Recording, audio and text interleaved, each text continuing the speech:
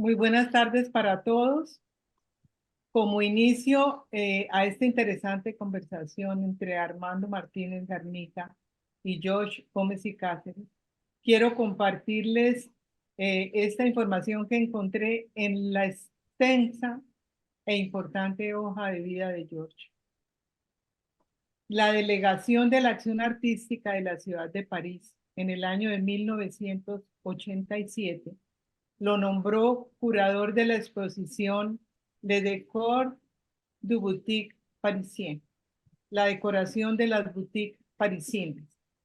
El objetivo de esta exposición fue el de clasificar como patrimonio de la ciudad de París decoraciones del siglo XVII al siglo XX. George, con un equipo de 30 personas, especialistas en diferentes técnicas y artes, clasificó como monumentos históricos las decoraciones de boutiques en todos los barrios de París.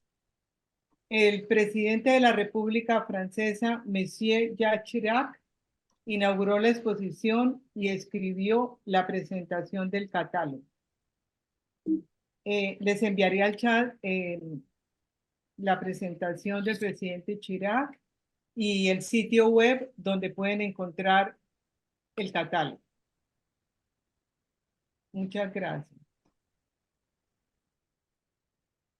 Buenas tardes, sean todos bienvenidos a este tercer encuentro del ciclo de conversatorios titulado El arte de ver una ciudad, los casos extremos de París y Bucaramanga. El tema que nos reúne hoy es bulevares, calles y puentes icónicos. Nuestros anfitriones serán el profesor Armando Martínez y George Gómez y Cáceres. Ellos nos harán la presentación de este tema y posteriormente daremos la palabra a los asistentes. Bienvenidos. Muy buenas tardes a todos.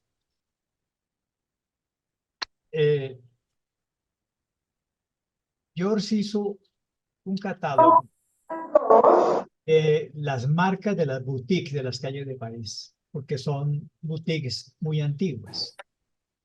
En una época en la cual buena parte de los parisienses no sabían leer ni escribir, y por lo tanto las marcas de los boutiques tenían figuras para que pudieran los transeúntes identificar qué vendían en ese almacén. Por ejemplo, se ponían la imagen de una pulga, los analfabetos podían saber que ahí vendían polvos para combatir las pulgas de París. Él recogió todo eso, hizo un catálogo que despertó la admiración del presidente de Francia, pero también de los parisinos de nacimiento en la ciudad, que preguntaban, ¿y este colombiano vuelto francés, por qué ve lo que nosotros no vemos? Y él dijo, justamente por eso, porque yo no nací aquí, pero veo lo que ustedes no ven, aunque pasen por ahí cientos de veces.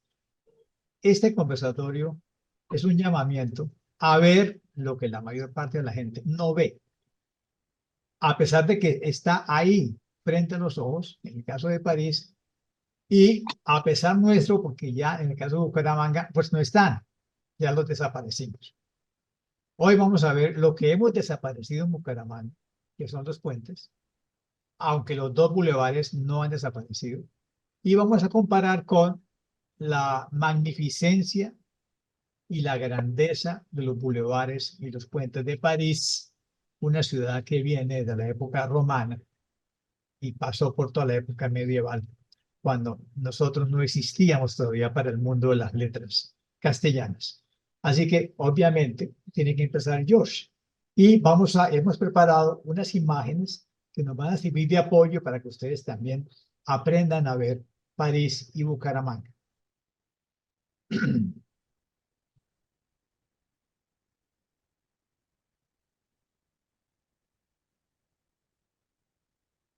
No sé si ya está lista la presentación. Me dirán ustedes allá. Perfecto. Está perfecto. George, empecemos con el París del medioevo. Bien, primero que todo, para poder comprender las grandes transformaciones que se hicieron en el siglo XIX bajo el reino del emperador Napoleón III y del famoso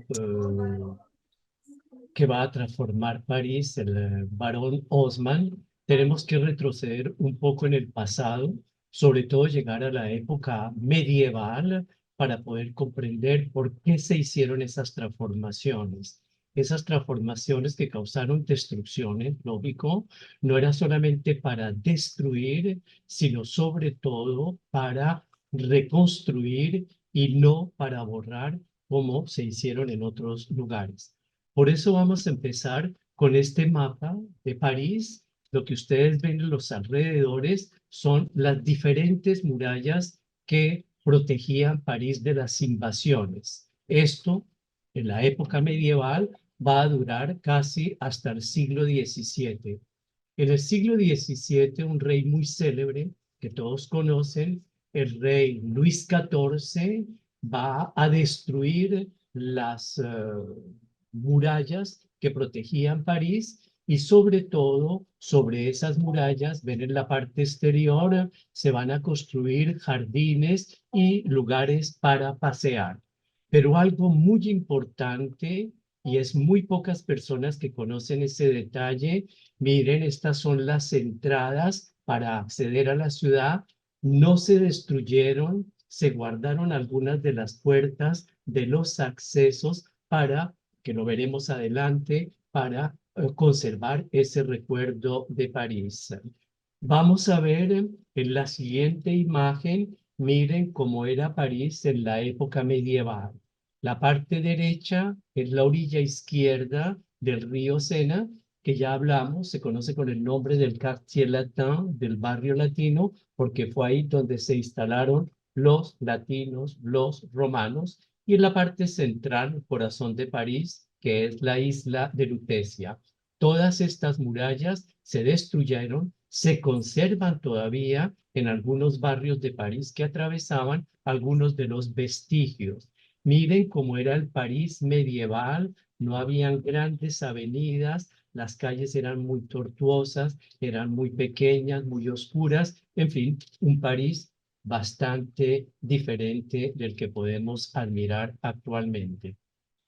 Por ejemplo, miren cómo eran las calles de París, ¿se dan cuenta? Esto nos parece todavía muy romántico y muy elegante porque en el suelo ya están empedrados, pero en la época medieval, siglo XI, siglo XII, deben imaginar que era en tierra, en barro. Miren que las calles son muy estrechas y vamos a ver otro detalle muy importante. Miren, algo que muy pocas personas cuando pasean en el barrio latino se dan cuenta. Lo que ustedes ven en la parte central es lo que en francés se llama rigole.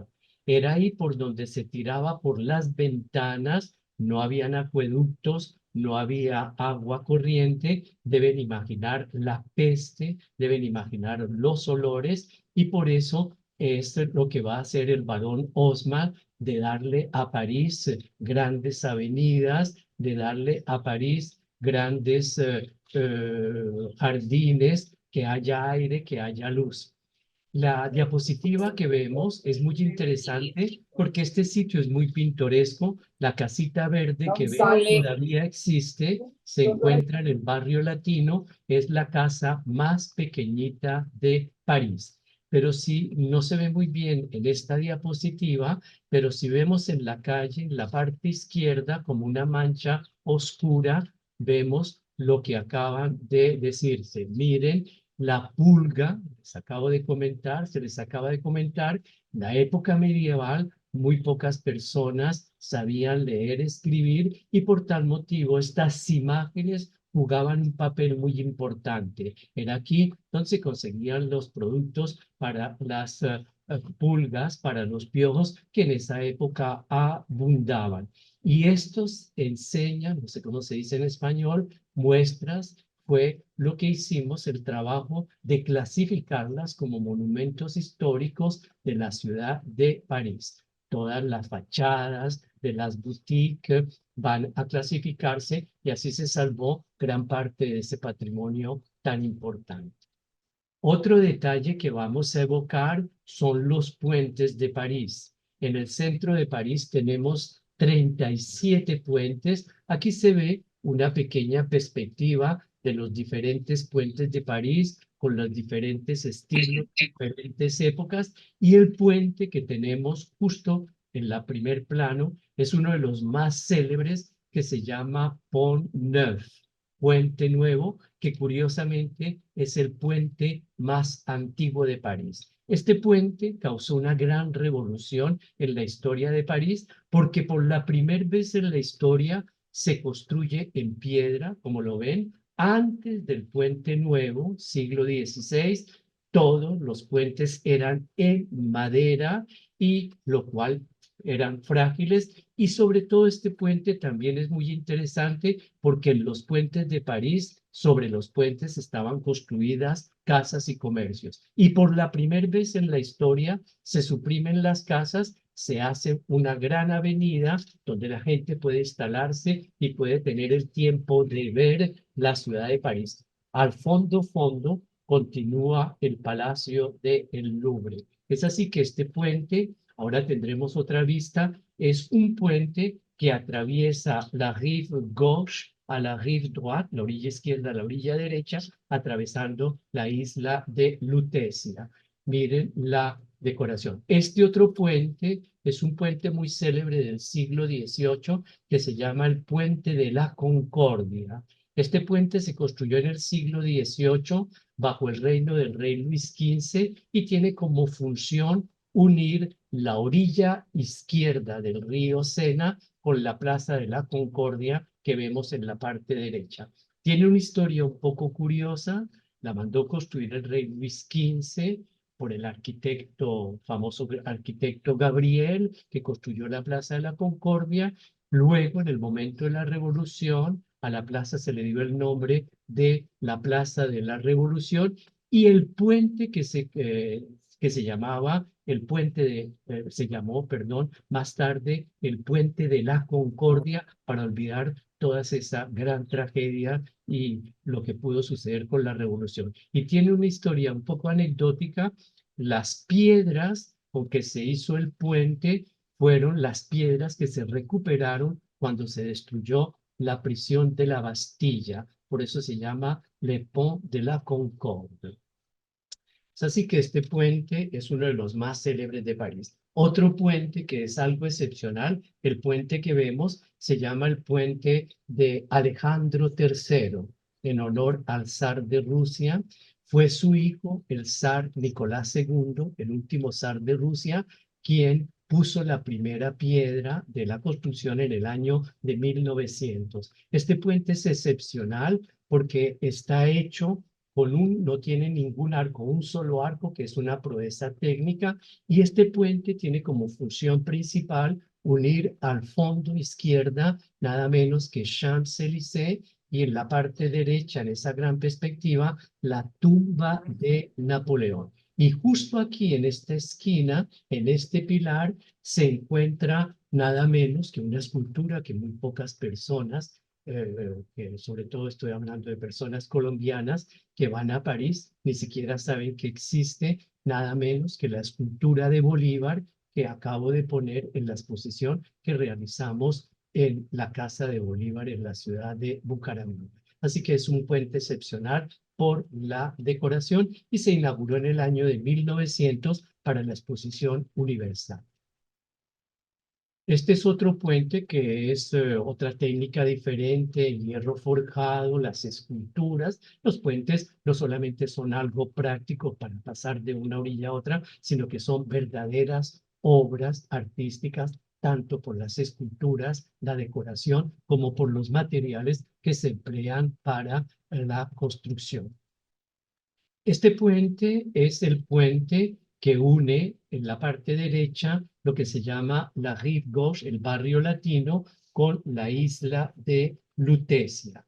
Este puente lo mandó construir Napoleón III. Miren, tiene la N de Napoleón y une la orilla izquierda con la isla de la Cité. Es algo realmente excepcional, y al fondo derecha es nada menos que el famoso Boulevard de Saint-Michel, que fue uno de los cardos romanos cuando los romanos se instalaron en París, que evocamos ya en una de nuestras conversaciones.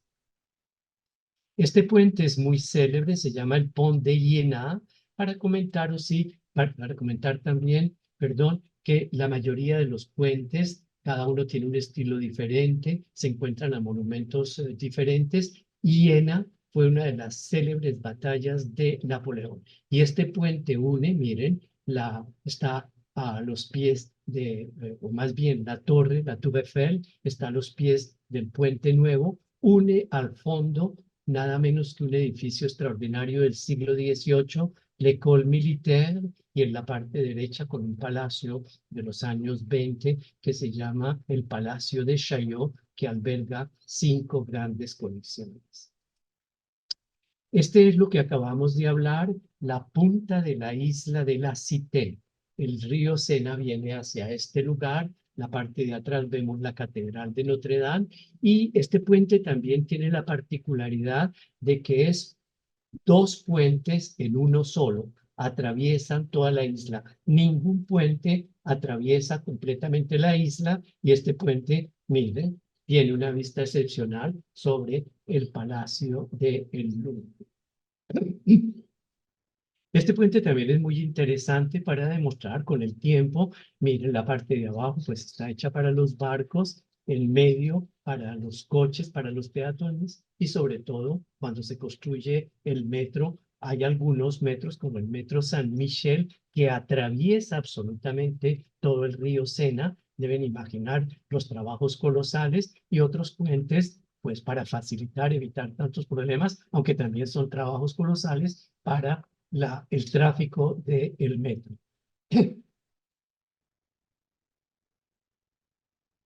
Este es uno de los puentes más bellos de París, perdón, que no se llama puente, se llama une passerelle. Es solamente para los peatones. Aquí no circula ningún coche y es uno de los puentes más célebres. Lo mandó construir no Napoleón III, sino Napoleón I. Y tiene como función principal unir este edificio, que es uno de los más importantes de la arquitectura francesa del siglo XVII, nada menos que la Academia de Historia, la Academia de la Lengua Francesa. Al frente de nosotros la Academia y aquí en la parte de atrás es nada menos que el Palacio del Louvre, la famosa Passerelle, y de ahí también se tiene una vista excepcional a la parte derecha, toda la perspectiva de París y la parte izquierda, toda la parte de la isla de Lutecia de la Cité, de la ciudad.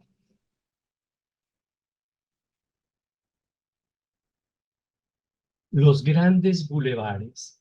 Esta es una de las avenidas más importantes que se amplió durante la época del barón Haussmann, nada menos que la famosa avenida de Champs-Élysées. 2 kilómetros de distancia tiene, nace en la Plaza de la Concordia, 2 kilómetros que van desde la Concordia hasta el Arco del Triunfo.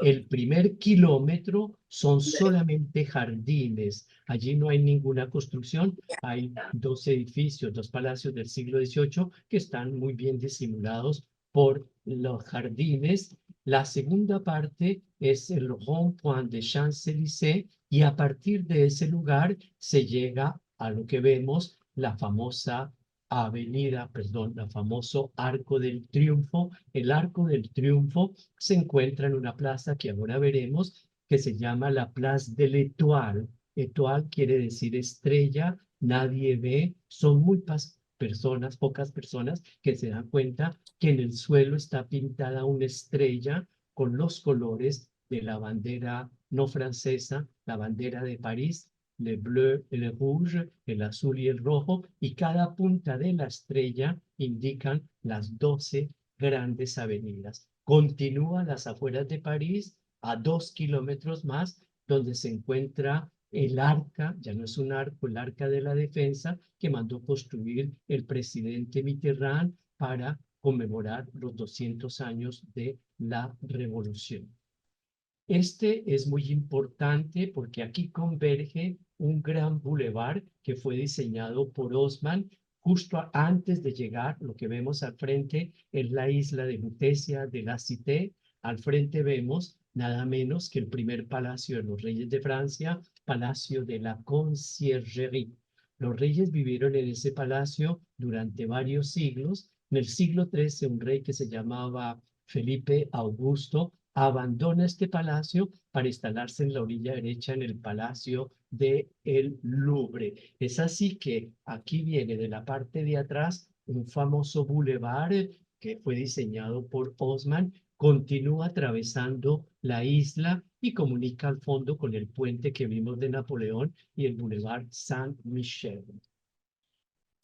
Esta es una avenida muy importante que nos muestra cómo en todos, esta es una, pero muchas de las avenidas de París reflejan esta arquitectura.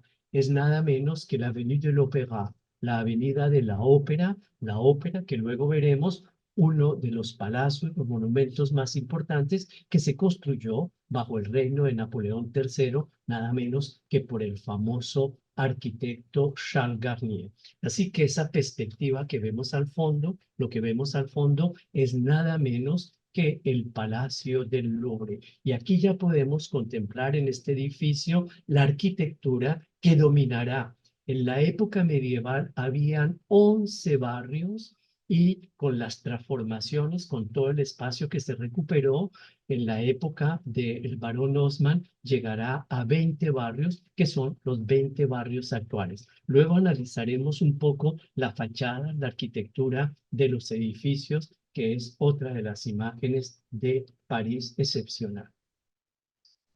Miren lo que son. Este es otro bulevar. Todo esto es de la época de Napoleón III, que se destruyeron muchos barrios, casas que ya habíamos dicho que no, eh, que eran muy pequeñitas. Se hicieron este bulevar. Este es un bulevar muy importante que se llama el Boulevard de la Madeleine. Se llama el Boulevard de la Madeleine porque el edificio que vemos aquí es la iglesia de la Madeleine. Empieza ya al fondo la Ópera de París. Llega aquí a la Madeleine, la parte derecha, la Rue Royale, que comunica con la Plaza de la Concordia. Me permito detenerme 2 minutos en este edificio que vemos aquí. Este edificio no lo construyó Napoleón III, lo construyó Napoleón I.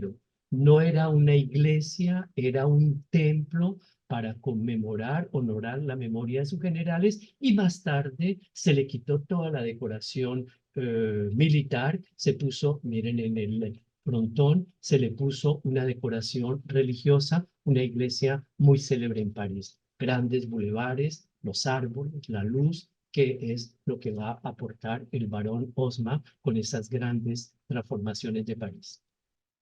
Miren, este bulevar, se dan cuenta cómo eran los coches, porque en el siglo XIX aparece un fenómeno muy importante, la importancia del transporte. Ya no es a pie como se hacía o a caballo en la época medieval, sino miren los coches, las carrozas y sobre todo algo muy importante, pues la circulación, medio de transporte, va a jugar un papel muy importante en la ciudad. Esto es lo que acabo de hablarles, la avenida de los Campos Elíseos, el Arco del Triunfo en la plaza que se conoce con el nombre de la Place de l'Étoile. Miren en el suelo lo rojo y en la parte azul los diferentes puntas de la estrella 12 que convergen al Arco del Triunfo, Champs-Élysées. Esto es algo muy interesante que muy pocas personas conocen porque se quedaron con la idea de que en París tenemos 2 arcos. El arco del Carrousel en medio de los jardines del Palacio del Louvre, que también mandó construir Napoleón I, y el Arco del Triunfo, que también mandó construir Napoleón I. Cuando el rey Luis XIV, por eso vimos el primer plano, destruyó las murallas que rodeaban París para ampliar la ciudad, no se destruyeron las murallas, pero miren, se guardaron estos arcos que eran las puertas de entrada a la ciudad. El arco, este es el arco de Saint-Martin y al fondo el arco de Saint-Denis. 2 arcos muy importantes. Miren la decoración, la parte central. Miren que al fondo se ven todavía unas calles un poco así como, porque París no se destruyó completamente, se ven un poco más cerca las unas de los otros los edificios. Miren la decoración, pero estas eran los arcos, las puertas que permitían el acceso a la ciudad. La parte que estamos aquí al frente eran las afueras, eran bosques. La parte central era por donde atravesaban las carretas, era como una especie de peaje para controlar todo lo que entraba, todo lo que salía, derecha, izquierda, para las personas que iban a pie, y al fondo era todas las murallas, y sobre esas murallas que se destruyeron se hicieron los grandes bulevares de París, no todos, algunos. Miren, otra perspectiva, se dan cuenta, excepcional. Miren las grandes perspectivas, los edificios. Luego lo evocaremos. La altura de los edificios de París es solamente 6 pisos. Se dan cuenta, miren, otra gran boulevard, que es esa amplitud que da, pero sobre todo la armonía que se encuentran en los edificios. Y ahora no solamente se va en carroza, también se va en bicicleta. ¿No es verdad, doctor? Otro detalle que es muy interesante, miren, y que es otro de los patrimonios que clasificamos como monumento histórico, que son nada menos que los pasajes, se llama pasaje.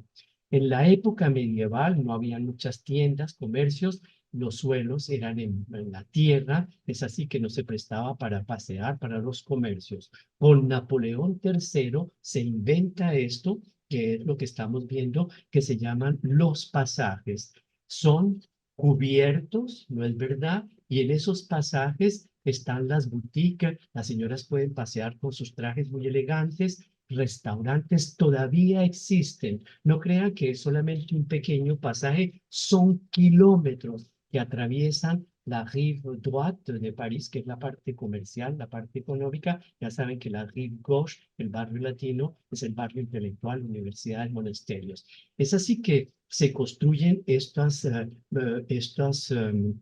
pasajes, los clasificamos como monumento histórico de la ciudad, y sobre todo vamos a ver otras vistas para que se den cuenta de la decoración. Miren, todos los techos están cubiertos con cristales, ya se inventa o hay una luz a través de gas, calefacción, es algo realmente excepcional. Son kilómetros, realmente se pueden recorrer. Nacen en los jardines del Palais Royal, al frente del Louvre, y se pueden atravesar hasta llegar a Montmartre. Se pueden imaginar, atraviesa casi toda la orilla derecha, pero no crean que es una solo. Aquí al fondo ya es la calle. Cuando se sale de la calle, se atraviesa a la derecha y se entra como si entraran a la puerta de un edificio, y nos encontramos con estas decoraciones. Los materiales son de una gran calidad, mármoles, mosaicos, espejos que no se vistan. Es así que es otro aspecto del patrimonio importante de París. Y la famosa fachada, la Ópera de París. Este edificio es muy importante. Por la primera vez en la historia de la arquitectura, ustedes bien saben que un rey no le pedía permiso a nadie, construyame un palacio, y escogía el arquitecto que debería construir el palacio. Por la primera vez en la historia, y esto es algo muy revolucionario, Napoleón III hizo un concurso en el cual participaban grandes arquitectos para construir un palacio, la ópera, el Palacio de la Música. En ese concurso participaron, creo que 110, 120 arquitectos, y lo ganó un arquitecto muy joven, creo que tenía 21 años o 30 años, muy, muy joven, que se llamaba Charles Garnier. La esposa del emperador Napoleón III, española, se llamaba Eugenia de Montijo, y ella era muy amiga de un gran arquitecto que se llamaba Viollet-le-Duc, que acaba de restaurar la Catedral de Notre Dame. Estoy hablando del siglo XIX. Y la emperatriz quería que este arquitecto construyese la ópera, pero este arquitecto presentó un proyecto como de la época medieval, como una catedral, una cosa muy curiosa, y ganó el concurso el arquitecto Charles Garnier con esta fachada, con este edificio. y la emperatriz, muy enojada de que no hubiera ganado su amigo Viollet-le-Duc.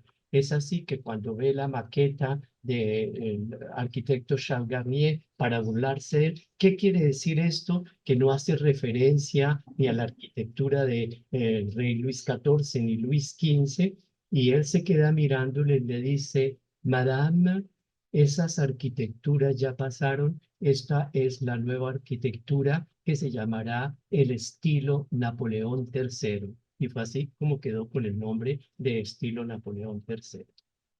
Una pequeña anécdota. Miren, el interior de la ópera es algo excepcional, pero curiosamente ahora vamos a comprender esto porque en el siglo XIX se venía a la ópera no a escuchar música, sino a mostrarse. Miren la famosa escalera, que es algo excepcional, la decoración, 37 mármoles diferentes de diferentes colores, los mosaicos, las pinturas, miren todos los balcones donde la gente estaba mirando las personas que se llegaban. Aquí cambia la función. El espectador, nosotros que entramos al palacio, las personas que entran al palacio, se convierten como en los artistas porque todo el mundo las está observando, las está mirando. Es así que miren los detalles. Esto es casi, claro está que es un estilo un poco bastante, hay algunas personas que les encanta, otras personas no, se llama horror en vacui, horror del vacío, donde ustedes pongan la mirada, van a encontrar algo realmente excepcional y de una elegancia extraordinaria, y era allí porque se venía la ópera a mostrarse donde se podían pasear, pero las únicas personas que podían salir al exterior eran los señores, donde podían fumar, donde podían tomar una copa de champaña. Las señoras tenían que estar en la logia y el día de la inauguración, en la inauguración, asistió la reina de España que estaba exiliada en Francia, Isabel II, y ella dijo, pues yo también saldré, y se puso a pasear con todas las damas de su corte, y a partir de ese momento las señoras tuvieron la posibilidad de también pasear en todos estos salones. Como les acabo de comentar, miren el interior de la ópera, que relativamente es muy pequeño en comparación con la cantidad de salones, los espacios que se hacen. Este es el interior y aquí hay un detalle muy interesante. El techo que vemos fue realizado por un gran pintor, Chagall, y estaba de ministro de la Cultura, un personaje muy importante de la historia de Francia, nada menos que el gran escritor André Malraux. Y fue André Malraux quien solicitó al pintor que hiciera el techo de la ópera. Detrás de esta pintura, no se destruyó, está la pintura del Palacio Garnier del siglo XIX. Así que ahora causó una crítica impresionante, bien pueden imaginar, puesto que fue muy criticado algo moderno en un sitio tan antiguo como este, y ahora muchas de las personas que vienen a visitar la Ópera de París vienen sobre todo a ver el techo de Chagall. Miren la fachada de la Ópera de París. Bueno, George, muchas gracias. En Francia se usa mucho la palabra esplendor, ¿Ven? magnificencia. Pero es verdad, Los hombres son espléndidos. no tanto. Esas palabras no las conocemos nosotros porque nuestro mundo es muy pobre comparado con el mundo de estos imperios. Pero hay cosas patrimoniales que tuvimos en la anterior generación y en la mía ya no estaban, que son los puentes antiguos sobre la Quebrada Seca. Hoy no están, pero tenemos que recordar que tuvimos 4 o 5 puentes sobre la Quebrada Seca. Y vamos a recorrer la Quebrada Seca desde oriente hacia occidente, arrancando de la carrera 27.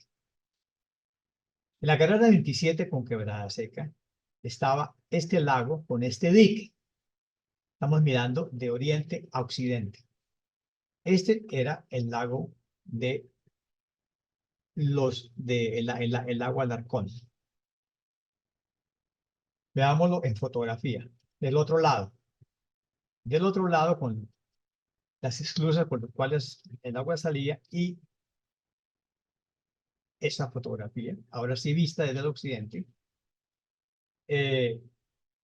estaba sobre la antigua carrera 22, es decir, la que hoy en día es la 27. La nomenclatura se corrió 5 cuadras, de cuando existieron las 4 primeras hacia el occidente.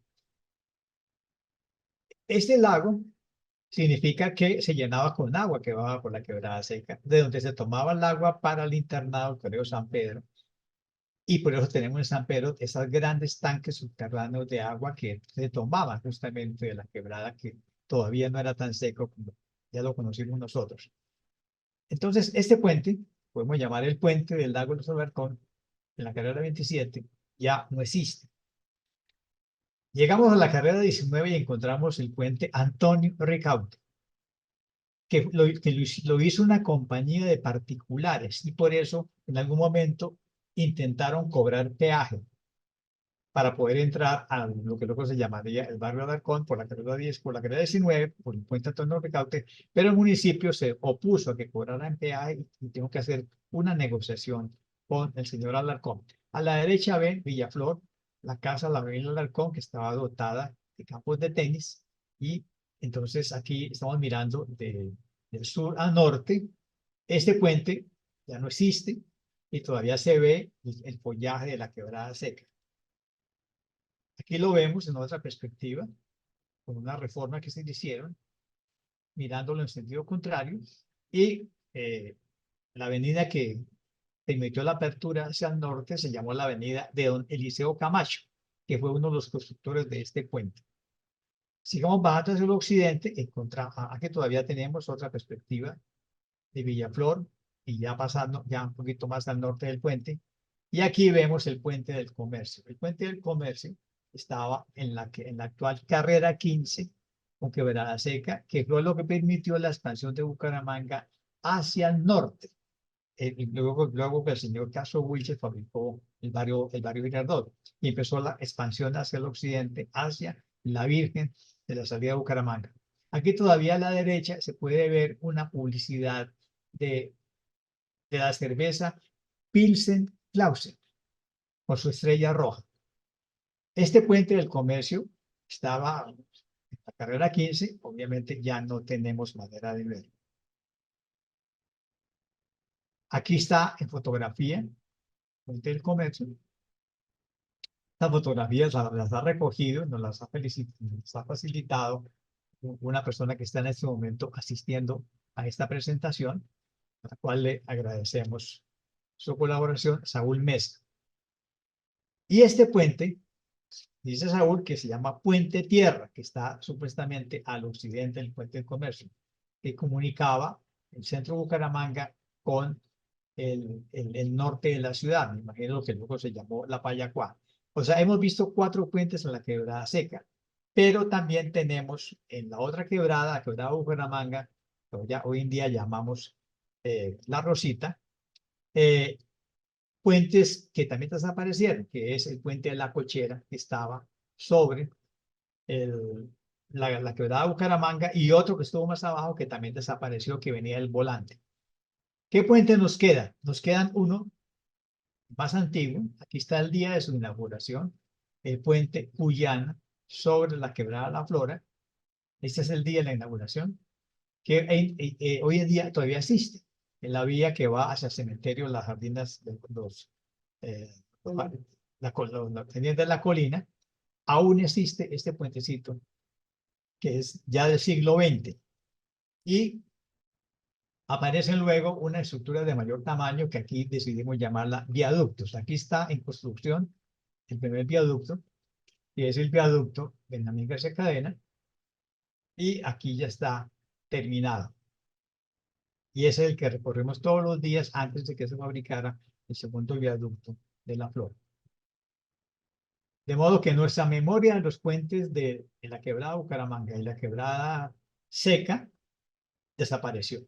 Lo conocieron las generaciones anteriores. La mía ya no alcanzó a conocerlo. Y con el ejemplo de París, aunque no lo crean, tuvimos 2 bulevares. Los dos bulevares de Bucaramanga llevan hoy en día el nombre de Bolívar y Santander, que son estos dos que cruzan esta glorieta. Tenía en ese momento mucho mayor tamaño, que corresponde hoy en día al Parque de San Francisco, y aquí cruzan los dos bulevares. La idea de estos dos bulevares, que vamos a verlos aquí ya en fotografía, aquí esta es una fotografía aérea muy bonita porque nos deja ver todo el tamaño que tenía el proyecto del barrio de la Mutualidad. Era todo esto, hasta el lago de la Mutualidad, era todo esto. Y se puede ver desde la fotografía aérea todas las cárcavas de todas las quebradas que fueron enterradas. Aquí en Bucaramanga, los ingenieros tomaron la decisión de enterrarlo todo para promover el desarrollo de Bucaramanga. Sin embargo, aquí todavía se alcanza a ver la quebrada seca y la quebrada Bucaramanga, que luego la llamamos La Rosita. Y aquí la quebrada del Oro.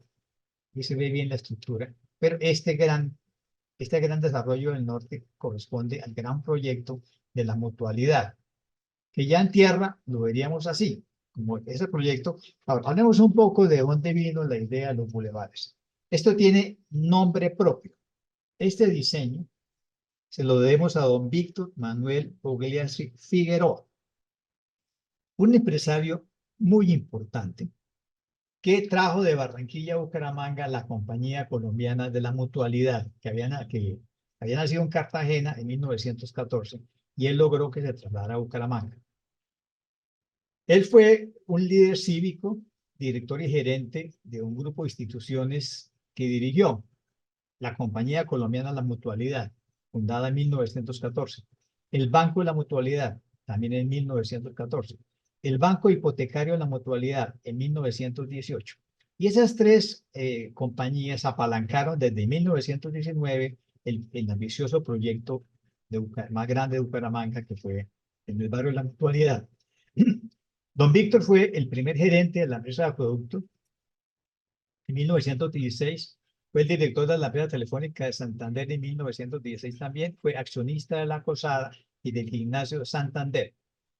Él era hijo de don Juan Pugliese Salicetti, un inmigrante que vino de Córcega, y él lo mandó a París a estudiar contabilidad y comercio. Y viviendo en París, concibió la idea de los bulevares para Bucaramanga, que eran los ejes de su proyecto del barrio de la Mutualidad. Sin embargo, todas sus inversiones fracasaron con la crisis mundial de 1929. Los inversionistas de la Compañía Colombiana de Mutualidad eran los prohombres de 1920. Además de Víctor Manuel Glaser, Leopoldo Villafrade, Manuel María Piechacón, Tobías Valenzuela, Néstor Peralta, Rafael Contreras, Hermógenes Mota, Carlos Julio Ardila, Gustavo Borgman, Eduardo Martínez Mutis, Leonardo Ortiz, Enrique Lleras, Gustavo Piechacón, Eduardo Rueda Rueda, Luis Blanco, José Antonio Escandón, Miguel A. Valencia y José Domingo Jacome. Esa compañía acometió en Bucaramanga el desarrollo de la Mutualidad, el cual empezó con el lago, la Mutualidad, en la actual carrera 27, en el día está La Chispa, el Club de la Electrificadora, y el proyecto estos dos bulevares y un parque central redondo y el lago. Es la mayor ambición urbanística de Bucaramanga en la década de 1920, y el lote tenía 64 hectáreas, que adquirió en 1916 a varios miembros de la familia Navas Serrano. El proyecto se abandonó tras la crisis del año 29, la separación de su primer director y la liquidación, y solo se mantuvieron los bulevares y el Parque Redondo. Acá le quitaron unos pedazos a lo alrededor y dio origen a lo que hoy en día llamamos los barrios La Mutualidad, San Francisco, Barrio Modelo, Barrio Granada y Barrio San Alonso. Veamos otra mirada. Aquí se ve claramente estos pedazos que perdió el proyecto original, porque fueron invadidos y loteados, pero se ve claramente cómo cruzan los dos bulevares, que es la huella neta de lo que él vio, de don Víctor vio en París. Y para finalizar, el otro gran bulevar que se proyectó es la actual avenida 36. En esta fotografía vemos el centro de Bucaramanga antes de que acometieran la obra de abrir la avenida 36. Aquí ven ustedes San Laureano, con la Casa Cural. Aquí está el Palacio de la Gobernación y aquí está el Palacio del Parque García Rovira. Y todavía se ve en esta época que esta manzana, está en la calle 37 y está en la calle 35. Estos son los tamaños de los solares que tenían las casas que daban contra la 35 con la 36. Aquí es la casa de Bolívar. Y la casa de Bolívar tenía esta gran caballeriza que daba con la casa Clausen, que está aquí, que también tenía su propio solar. Por medio de todos estos solares subió la calle 36, que también se llevó el Palacio Nacional de la 36 con 15. Esa es otra, no es un bulevar exactamente, sino una avenida de las avenidas que luego se abrieron. Y son los grandes hitos de Bucaramanga. Y con esto hemos comparado bulevares y puentes entre la ciudad luz y la ciudad de la oscuridad, que enterró todo lo que pudo para no dejarnos la huella de nada, pero de todas maneras quedaron vestigios y quedaron por lo menos dos bulevares que ustedes deben tener claro que son de Víctor Manuel Ugliassi, y son exactamente lo que él vio mientras estudiaba comercio y contabilidad en París. Es nuestra huella parisiense en Bucaramanga. Y hemos agotado nuestro tiempo, hemos sido muy juiciosos, gracias a George, y ahora sí podemos devolverle la palabra a nuestra moderadora. Muchas gracias a nuestros anfitriones. A partir de este momento, quienes tengan alguna pregunta, inquietud o deseen dar algún aporte sobre el tema que nos reúne hoy, les ruego que levanten sus micrófonos. Les recuerdo a los participantes que estos aportes sean cortos y estén centrados en el tema, que son bulevares, calles y puentes. ¿Alguien? ¿Alguno de nosotros desea?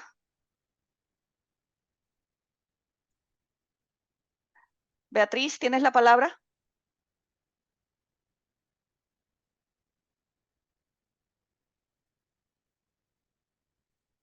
Beatriz Cárdenas. Ya, es que no tenía cerrado esto. Pues mire, yo no soy de Bucaramanga y veo que pues casi todos los participantes y la gente que dirige esto es de Bucaramanga, pero tengo la suerte de tener una amiga muy querida que me ha invitado a estos programas y el motivo es para agradecerles a esa invitación tan bonita que ella me hace y a todos ustedes.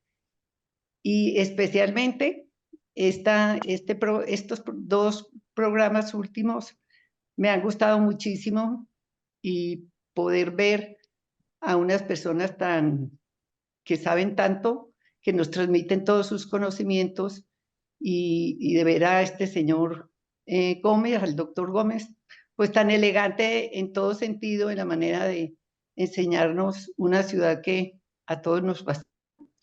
Pues ese es mi comentario, simplemente es para dar las gracias, muy amables. Muchas gracias a usted. Muchas gracias.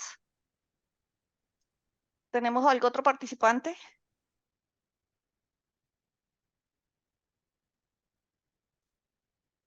Todo fue tan claro que no necesitamos Carmen, sí. Carmen C., ¿tienes la palabra? Ay, bueno, dos cosas. Primero que todo, felicitarlos a los expositores por la magnífica ilustración que nos han dado, tanto de Bucaramanga como de París. Al doctor Gómez, pues agradecerle la referencia que hace al barón de Osma, porque siempre había querido yo entender y comprender, digamos, la visión de ese arquitecto. Y en ese sentido también, de pronto, si puede ampliar un poco más sobre el arquitecto Garnier. Y Armando, pedirle el favor si puede repetir los nombres que señaló de la década del 20 junto con el visionario Víctor Manuel Ugliaschi. Eran esas dos cosas. Con mucho gusto. La Compañía Colombiana de Mutualidad, que realmente se acompañó además del Banco de la Mutualidad y el Banco Hipotecario de la Mutualidad, que básicamente hay un momento que incluso ellos se quedan con el edificio del Club del Comercio, que se quebró en 1922. El líder indiscutible era don Víctor Manuel Ugracia.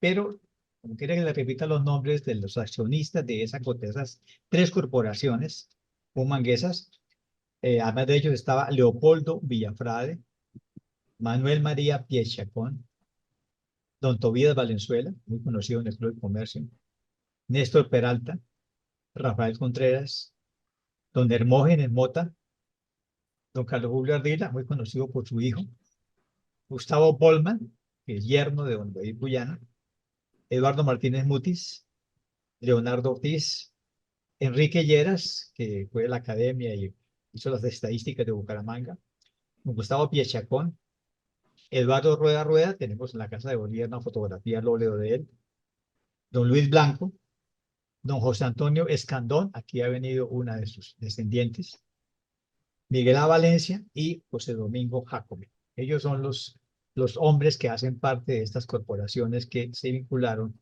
al gran proyecto del barrio de la Mutualidad. Y ese proyecto, Armando, ese proyecto posteriormente para la década del 40 tuvo algo que ver con la creación de la organización de mejoras públicas de Bucaramanga. No, no tiene nada que ver porque son diferentes proyectos. Este es un proyecto empresarial con capitales, con mucha inversión, pero como sucedió con muchas centrales del país, la crisis mundial del 29, 30, 31 los dejó ilíquidos, porque además habían hecho muchas inversiones en tierras. Y esa liquidez los obligó a liquidar. Y don Víctor desapareció de la escena. Yo no sé yo la historia, pero él desaparece de la escena pública en los años 30. Pero lo otro es un proyecto cívico. Es un proyecto cívico de Bucaramanga y no es un proyecto empresarial, sino un proyecto cívico también para pensar el desarrollo de la ciudad con asesoría del dirigente de la Sociedad de Obras Públicas de Medellín, señor Olano, que vino varias veces y que trajo muchas especies vegetales para que se reprodujeran en Bucaramanga. Y fue como el líder cívico de Medellín el que nos convenció de participar en la Sociedad de Obras Públicas de Bucaramanga. La década del 40 y eso se acabó. La Sociedad de Memoras Públicas aún existe, claro que existe. Tiene su sede en el Parque de Memoras Públicas y conserva el archivo, que básicamente es la revista de la Sociedad de Memoras Públicas, que es una gran fuente para el conocimiento de la historia de Bucaramanga. Gracias, Armando. La revista se llama Cultura Cívica. En cuanto al famoso arquitecto Charles Garnier, realmente es una persona excepcional. Creó un tipo de arquitectura, podríamos decir que estaba en auge en el siglo XIX, que es todo lo que se llama el neoclasicismo, construir a la manera griega, tomar como referencia la arquitectura gótica, neogótico, neorrománico, pero se llama neo nuevo, ¿no es verdad? En el siglo XIX. Por eso vimos en la fachada de la Ópera de París que podríamos encontrar varios estilos. No analicé detalle por detalle porque podríamos pasar varias horas. Toda la columnata, la columna, hace referencia, por ejemplo, a los famosos palacios de este famoso arquitecto del Renacimiento italiano, Palladio, gran arquitecto. Todo lo relacionado con los mascarones hace relación con el teatro griego. Quiere decir que es un personaje que estaba al corriente de todas las diferentes estilos de arte que se habían creado hasta el momento. Tuvo el genio de unirlos en este edificio. Algunos lo critican, como les comenté, porque se llama ese estilo en el cual hay tanta decoración, horror al vacío, porque realmente no hay un espacio en el cual desde el techo, si usted mira al suelo, los detalles son excepcionales, tanto por la calidad de los materiales como por los dibujos.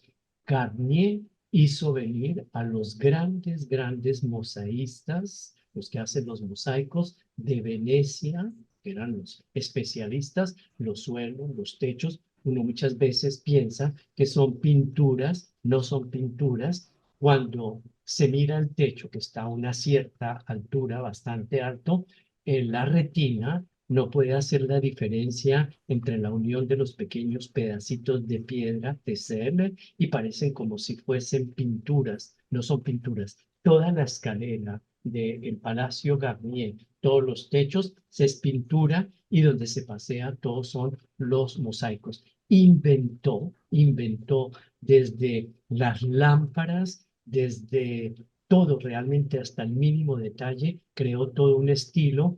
Se puso en contacto también nada menos que con la porcelana, la fábrica de porcelana de Sèvres, a las afueras de París, que va hacia Versalles. Mandó a hacer unos jarrones que decoran de la entrada del palacio, a grandes escultores, a algo que es importante. En la fachada principal de la Ópera de París hay una escultura que causó el gran escándalo en el siglo XIX, de un gran escultor que se llamaba Carpeaux, que se llama la danza, en el cual vemos a un grupo de mujeres jóvenes que están bailando desnudas. Causó un gran escándalo porque en el siglo XIX, hasta el siglo XIX, las únicas que se podían representar desnudos eran los héroes y los dioses, la famosa desnudez heroica.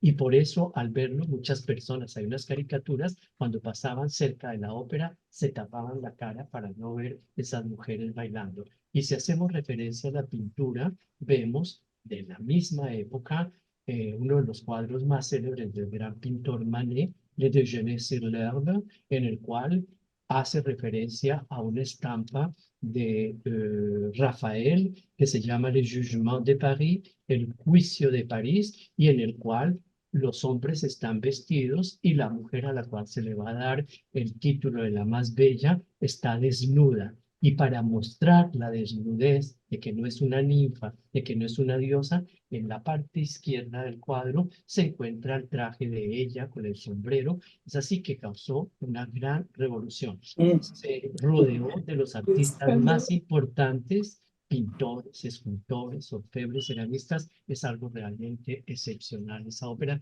y hay miles de detalles más que podríamos pasar toda una tarde evocando solamente la ópera de París, el Palacio Garnier. Mil gracias. Con mucho gusto. A suspirar por conocer París más de fondo. Muchas gracias. ¿Alguien más? Gracias, Albita. Muchas gracias, Carmen C. Farid, ¿tienes la palabra? Gracias, Carmen C. Y gracias, Armando y a George, por la magnífica exposición que nos han traído. Solamente quiero notar unas 2 o 3 cositas. Una, porque así lo creímos durante mucho tiempo, es que Haussmann, que queramos decir, el varón George Eugenio, creo que era el nombre correcto, pues realmente él no tenía el título ni de arquitecto, ni de urbanista, ni siquiera de ingeniero. Lo que hace es que contrata. Pero aquí hay un prefecto nombrado. un prefecto, exactamente.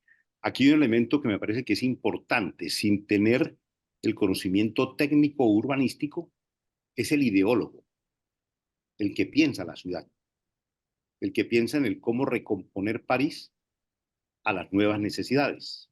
Ajá. El proyecto de él es aproximadamente, creo que 1850. Perdón. 1853 hasta Okay. 1870, que es cuando Napoleón parte en destierro. Pero el estilo Haussmann, lo que se llamó el estilo Haussmann, afortunadamente no vimos algunas de las fachadas de los edificios, va a perdurar hasta 1914. Correcto. Perdón. No, bien, porque estamos tratando como de recordar, y yo quería dar un contexto es lo que sucede en París, lo que está sucediendo en París. Pues efectivamente en todo el siglo y principalmente en la primera mitad, que es lo que leemos, en lo que conocemos por parte de Víctor Hugo. Algunos teóricos o investigadores señalan que el plan Haussmann pues corresponde también a una necesidad, digámoslo así, política, social y económica, efectivamente.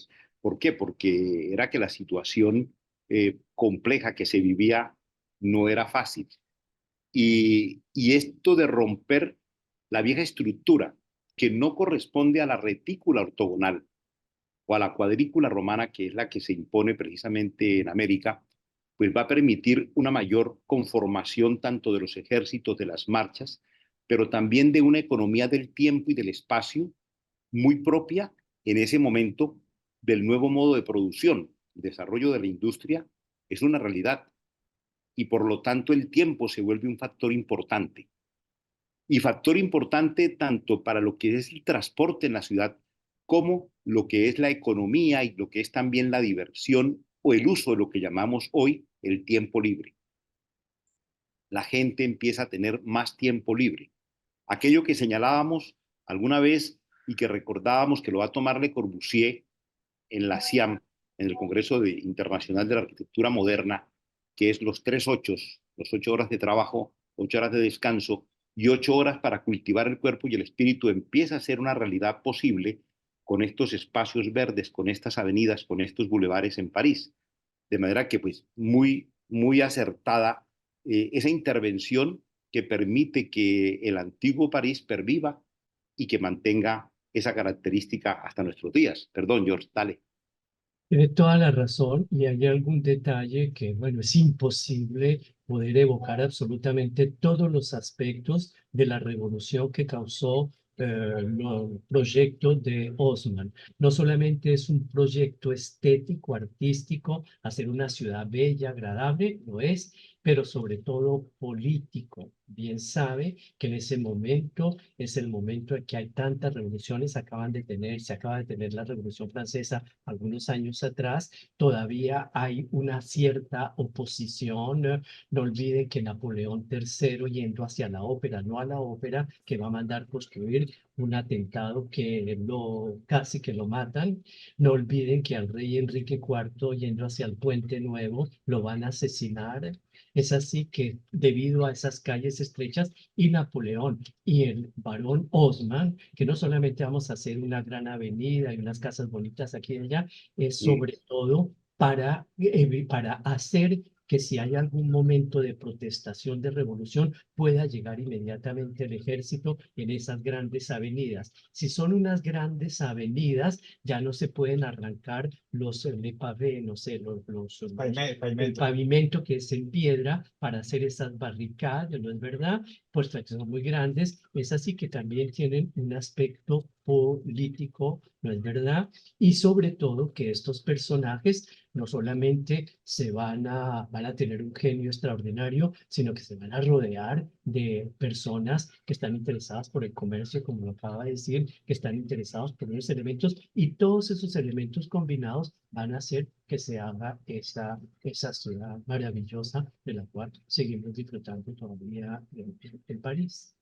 Y Gracias. que muchas ciudades en Europa trataron de imitar, sobre todo las grandes avenidas. Sí, se toma como un modelo y gracias por la precisión, realmente se dice, con la apertura de los bulevares, la apertura de París por parte de Haussmann, ya no es posible que las barricadas se puedan desarrollar, sino que son precisamente derrotadas. Políticamente es muy claro, pero aunado a todo el desarrollo de la industria, que justamente lo vamos a ver cuando en la exposición internacional, cuando aparece la Tour Eiffel y toda esa demostración del hierro, creo que es hierro pedulado, no es acero, no es lo que se conoce como hoy, pero bueno, sino que es una exposición verdaderamente de innovación del desarrollo de los edificios en gran altura. Pero Sí, algo importante, y ya termino, les prometo que sí, no podemos seguir hasta la 1 de la mañana y no hay problema. Otro aspecto muy importante y que muy pocas personas conocen fue que se crearon nuevas leyes.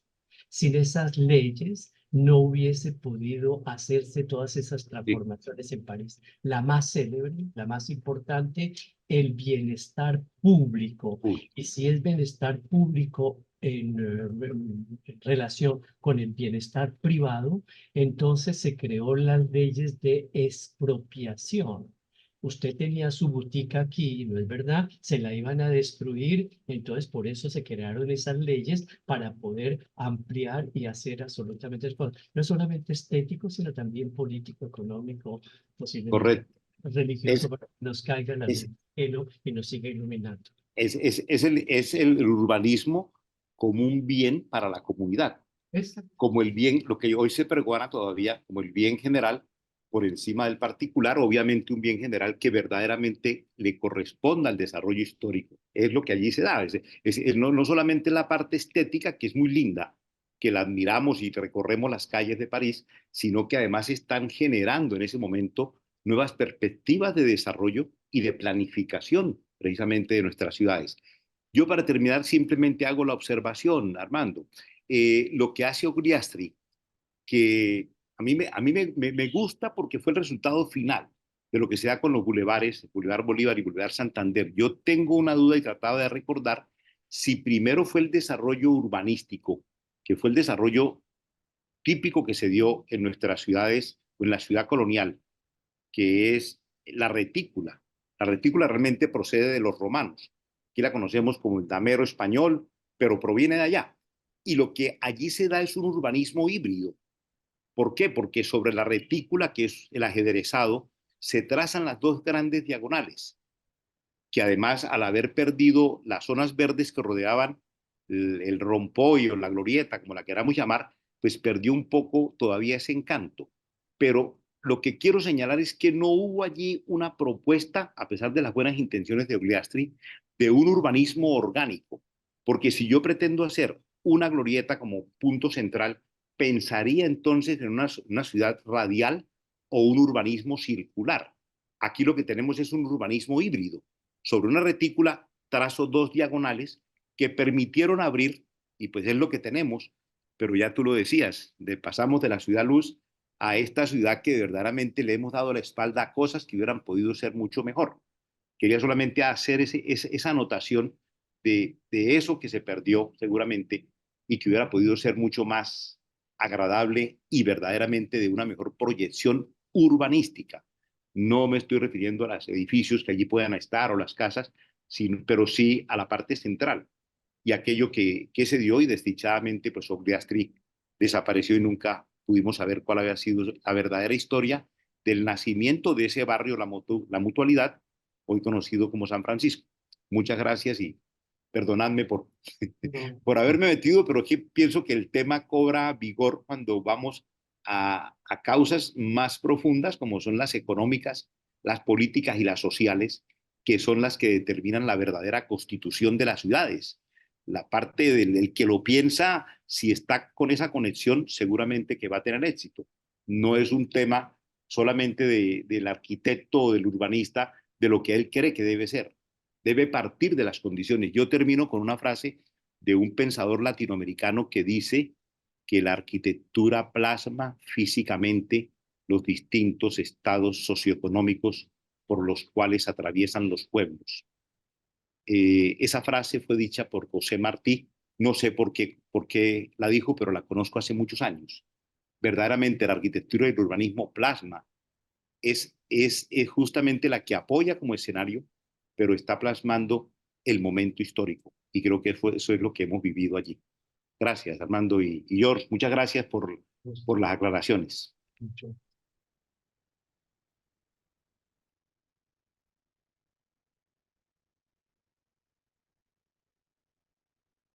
Albita, el micrófono lo tienes apagado. Muchas gracias. ¿Alguien más tiene alguna inquietud? ¿O desea hacer algún aporte o tiene alguna pregunta para nuestros anfitriones? Clarita. Clarita, ¿tienes la palabra? Sí. Ya. Según lo que acaba de decir el arquitecto, los pueblos felices hacen casas felices, hacen edificios felices y hacen ciudades felices. Entonces debemos estar atravesando una gran crisis de personalidad de estos pueblos cuando cada vez las ciudades van a peor. Hay que trabajar la parte emocional, la parte que produce buenos elementos humanos para mejorar la parte arquitectónica. Yo sí estoy de acuerdo con eso. Muchas gracias. ¿Alguien más? Alba, Dime, Silvano, ¿tienes la palabra? gracias. Buenas noches para todos, Armando, doctor Gómez. Me hizo pensar mucho en Cúcuta en dos aspectos. La exposición de Armando. Bueno, Cúcuta tuvo un terremoto, Bucaramanga no. Después del terremoto se rehizo el plano, un urbanista lo hace, se reconfigura la ciudad y botó las calles con una anchura extraordinaria, es decir, el terremoto dio la oportunidad de hacer igualmente los bulevares, las avenidas muy anchas, esa es la característica de Cúcuta. Pero Cúcuta tiene algo muy especial para los historiadores y es que han recogido sistemáticamente la fotografía. Armando nos mostró un par de fotografías que una persona le compartió y eso. Aquí tenemos, por ejemplo, un libro muy institucionalizado que es Cúcuta a través de la fotografía y recuperaron desde que llegaron las primeras cámaras fotográficas hasta los últimos tiempos. Pero no sé si Bucaramanga tenga una Bucaramanga a través de la fotografía, unas exposiciones museísticas itinerantes, qué sé yo, porque esa fotografía es extraordinaria y los puentes ya no están como Armando lo mostró, pero eso, esa huella está y no sé si se puede reivindicar un poco mejor, no sé qué publicaciones haya o se pueda forjar una exposición museística itinerante para rehacer la mayor parte. Allá también, pues aquí Cúcuta tiene mucha fotografía del mundo Gabasa y otros fotógrafos. Bucaramanga, pues sí que es cierto que tuvo mayor incluso desarrollo en esa parte. La pregunta final es que, bueno, Armando nos citó la revista de la Sociedad de Mejoras Públicas como una fuente para la historia urbana. ¿Qué otras cosas pueden tenerse, Armando, para recuperar esa imagen de las cosas que se enterraron? La nostalgia de los puentes, lo que ya no está, bueno, el servicio del agua urbana, pues eso también cambió. Bucaramanga pues tiene otras condiciones para el agua, cuando tuvo estas quebradas de donde se surtió originalmente. Esa es un poco mi inquietud y por ahí también le encontré un personaje que tuvo mucha inversión y fue muy importante en Cúcuta, el señor Ogliastri.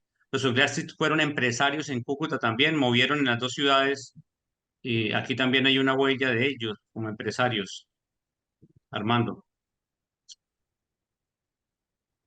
Pues toda la fotografía que se ha hecho de Bucaramanga desde el siglo XIX, especialmente Chambón y Quintilio Gabaza, todo ha sido recogido por Saúl Mesa. Saúl Mesa es nuestra memoria fotográfica porque es el archivo de él, ha recogido todo lo que podemos tener de Bucaramanga del siglo XIX. Y cada vez que se hacen publicaciones de Bucaramanga, todos los tomos del mundo Gabaza, del siglo de Bucaramanga, siempre se ha ilustrado con las fotografías que ha recogido hasta en el último rincón Saúl Mesa. Eso digamos que es el archivo de Bucaramanga. Y es lo que se ha podido recuperar. Porque mucha gente tuvo fotografías y se han perdido. Ahora, la Quinta Brigada anualmente hace un vuelo con un fotógrafo para tomar desde el aire el que es de Bucaramanga. Por lo tanto, la Quinta Brigada tiene que tener fotografías anuales tomadas de un avión de cómo creciendo. La empresa Bayer en 1930 hizo un documental sobre Bucaramanga que no hemos podido encontrar y que probablemente esté en algún archivo en Alemania. Entonces, sí hay muchas películas que no hemos podido encontrar, pero probablemente un gran esfuerzo permitiría hacer una colección. Hay algo que me dejó pensando de la última intervención de Farid Numa, y es que quienes trazaron a Bucaramanga en trazo romano en 1778, que sabemos que se hizo con una cuerda de clineja, y lo hizo exactamente el alcalde mayor de Minas, don Nicolás de Rojas. Él se imaginó que Bucaramanga estaría constreñida entre la quebrada Seca y la quebrada Bucaramanga. Él no se imaginó que eso podía crecer más al norte de la quebrada Bucaramanga. Por eso la calle Primera la trazó paralela a la quebrada de la Iglesia. Y lo que hoy llamamos 35 era la calle Quinta. Y pensó que llegaría hasta el norte únicamente hasta la quebrada Bucaramanga. Y pensó que hacia el occidente tenía la limitación de la escarpa. Nicolás de Rojas lo que hizo fue trazar 4 manzanas por cada viento a partir de la plaza parroquial. Son 4 manzanas y eso le daba, su primer trazo fue 32 manzanas. O sea, el trazo original no llegaba sino hasta la carrera 11, que es la que hoy en día nosotros llamamos la carrera 15. Y posteriormente trazaron 4 manzanas más hacia el occidente y luego tuvieron que modificar la nomenclatura de la carrera primera a la carrera 15. Pero Bucaramanga no pasaba al norte, más allá de la quebrada Seca, por eso esa era la calle Primera y se ampliaba hasta la quebrada Seca. Entonces, ese es el trazo original que hasta hoy en día pervive, que es el trazo de la parroquia de San Gabriel. ¿Eso qué quiere decir? Que los nuevos desarrollos urbanísticos, cuando pasaron la quebrada Seca, solamente podían correr hacia el norte o poder correr de la 15 hacia arriba. Los desarrollos tenían que subir hasta Cabecera del Llano o al norte de la quebrada Seca. Pero esos trazos nuevos son trazos hechos por compañías particulares. Son proyectos de emprendimiento empresarial privado. Entonces, el primero que cruza la quebrada Seca es don Ramón Castro Wilches, cuando traza el barrio donde yo nací, el barrio Girardot. Pero él, al hacer el barrio Girardot, necesitaba el puente del comercio para poder pasar al norte, y él no pasó de la carrera 15. Él va a la carrera 15 hasta la escarpa, hasta lo que luego se llamó la feria. Y luego, don Víctor Oglacio tuvo una gran oportunidad, y es hacer lo que le daba la gana en 64 hectáreas, que era el tamaño original que le compró a los herederos. Y esas 64 hectáreas fue el gran proyecto, pero diseñado por emprendimientos privados y que no tenía nada que ver con la traza original. Por eso él pudo diseñar con bulevares y pudo diseñar semejante lote que iba hasta la carrera 27. Pero desafortunadamente el proyecto fracasó, y aunque se conservaron los bulevares, de ahí salieron 6 barrios diferentes, del cual el corazón sigue siendo hasta el día de hoy San Francisco. Pero lo mismo sucede cuando empieza el desarrollo de la carrera 27 hacia el oriente. Dicen que la carrera 27 la abrió con un bulldozer don Alejandro Puyana Martínez. Él la abrió y empezó el desarrollo, pero cuando hicieron, por ejemplo, el proyecto del barrio Bolarquí, se pensaba que la ciudad terminaba ahí y hicieron calles radiales con la compañía de Medellín, porque pensaban que hasta ahí iba el crecimiento. ¿Qué quiere decir? Que Bucaramanga ha crecido prácticamente en contra suya, a su pesar, con emprendimientos privados, con planificación privada de empresas, pero es como si no hubiera habido nunca una oficina de planeación, que hubiera dicho para dónde va esto, y así, ese ha sido el desarrollo. Pero la traza original se conservó hasta la carrera 15 y hasta la quebrada Seca, y hasta donde llegamos a la quebrada Bucaramanga. De ahí para allá ya es planificación privada. Muchas gracias. Franz, ¿tienes la palabra? Gracias, Albita. Bueno, pues reitero las felicitaciones a las dos exposiciones, a lo que es la luz y a lo que está tapado. Pero lo que está tapado es una Bucaramanga que viene una transformación que, como bien se ha mostrado, de la retícula que hace cada privado o de los círculos que hace la compañía que se contrata, que viene de Medellín, etcétera, etcétera, nos salimos de la meseta y nos salimos en la meseta, y esa visión de reintegración de los poblados, que es el crecimiento del urbano. Nosotros en los años 50 éramos 75% rural, ahora estamos totalmente inversos. Y eso se previó hacia los años 60 y se hicieron los primeros estudios de desarrollo regional y se focalizaron ya los entes municipales que podían estar reconectados. De ahí, para no alargar en la reflexión, pero ir a lo que quería manifestar, es que estamos ante una nueva realidad que tiene un hito especial cuando se crea el área metropolitana, que se acoge a una visión global de planeamiento urbano, que son los planes de ordenamiento territorial, que cuando el territorio está suscrito a un solo municipio, tiene unas características propias que casi el tema de la malla va a subsistir, pero cuando estamos en un caso como el de Bucaramanga, para el bienestar de la felicidad de Clarita, le aseguro que a la vuelta de unos años Bucaramanga seguirá siendo una ciudad bella porque no podrá ser Bucaramanga, es el área metropolitana de Bucaramanga con unos parámetros que tienen que tenerse en cuenta, ya no son los elementos propios de lo que pasa alrededor de dos edificios, el de la iglesia y el del gobierno, sino es todo un desarrollo integral regional donde tiene que considerarse fundamentalmente lo ambiental, fundamentalmente la conectividad. Evidentemente, los grandes proyectos viales, que son los trazos y que de hecho en Bucaramanga están previstos desde hace rato, pero se quedan cortos, pues van a marcar muchas líneas de conexión y de desarrollo. Pero Bucaramanga, nosotros tenemos que pensar que Bucaramanga, a la vuelta de 2 décadas, es la Bucaramanga donde el extremo occidente estaba en Barranca, y todos los municipios que están hoy en el área metropolitana van a ser el centro de esta Bucaramanga, de modo que las interacciones serán diferentes. Simplemente para dar una opinión de esperanza de futuro, donde las herramientas para el manejo de la planeación han salido de unas leyes y no las va a aplicar sino cada sector que las desarrolle, que puede ser por grandes uniones, por grandes comunidades o también por particulares, pero tienen que estar conectándose con esos elementos básicos. Es una observación de buen futuro. Espero que lo logremos. Gracias, Franz. ¿Alguien más?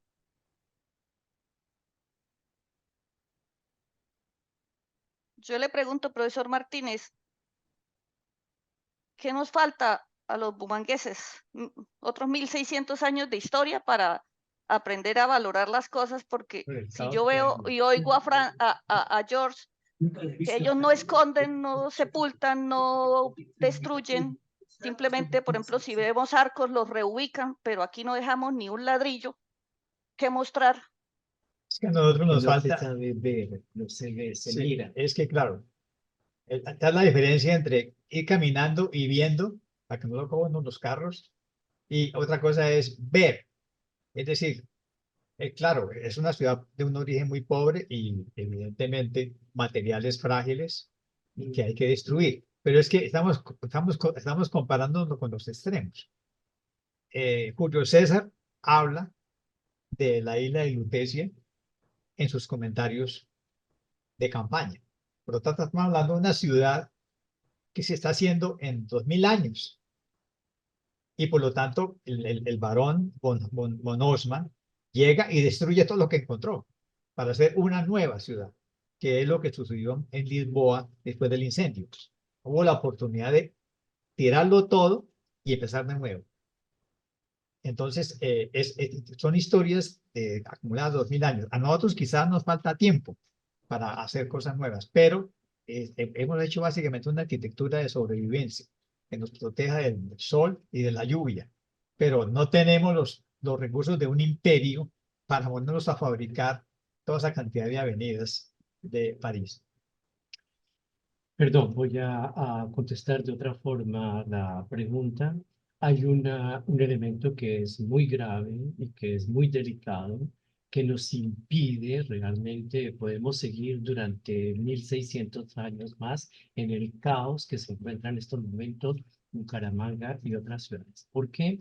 Porque desde el principio de nuestras conversaciones insistimos en que una cosa es ver. Cuando uno ve las cosas, reflexiona y conoce la historia. Cuando se está paseando en la ciudad, ¿no es verdad? Cuando uno conoce la historia de ese jardín que doctor Martínez nos explicó el Parque Romero con su obelisco, ya no lo vemos ni lo miramos. Si nosotros hubiésemos visto, ver, quiere decir conocer la historia de ese lugar. Cuando uno conoce la historia de ese jardín, de esa casa, de ese cementerio, de ese puente, cuando conocemos la historia, ya empezamos a valorarla.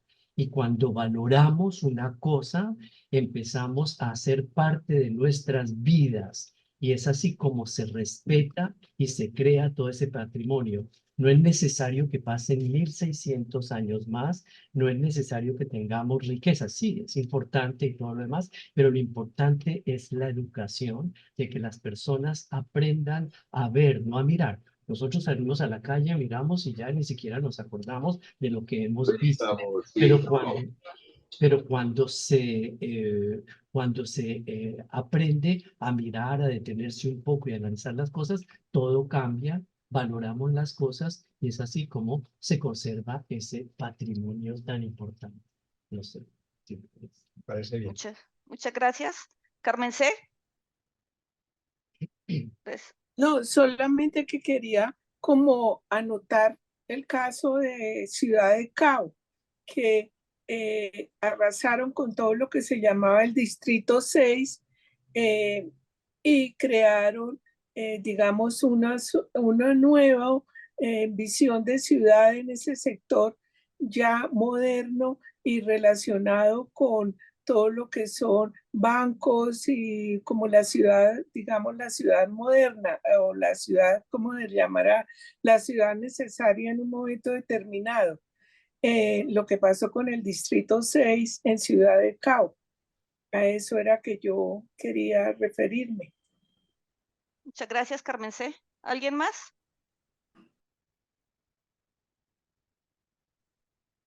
Bueno, no veo a nadie más. Si no tenemos más preguntas, entonces vamos a dar por terminado este encuentro.